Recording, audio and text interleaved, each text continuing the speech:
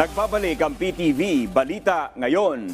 Inaasahang aabot sa 100,000 benepisyaryo ang makikinabang sa bagong Pilipinas Serbisyo Fair na isinagawa sa lalawigan ng Iloilo.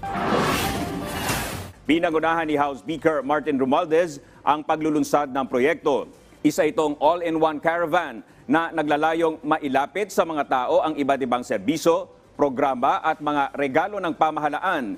Bukod sa Serbisyo Fair, inilunsad din sa Iloilo ang Cash and Rice Distribution o CARD program na inisyatibo ng Kongreso at DSWD para matulungan ang mga kapuspalad, senior citizen, persons with disabilities at iba pang vulnerable sector sa gitna ng mataas na presyo ng mga bilihin.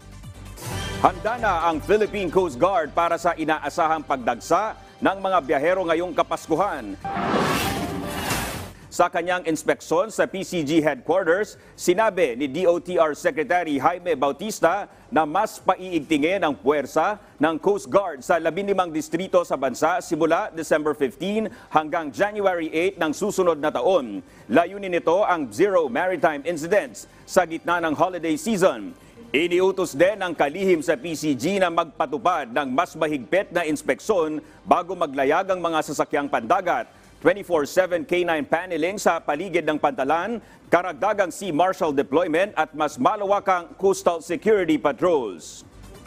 At yan ang mga balita sa oras na ito. Para sa iba pang updates, i-like at i-follow kami sa aming mga social media account. Ako po si Dominic Albelor.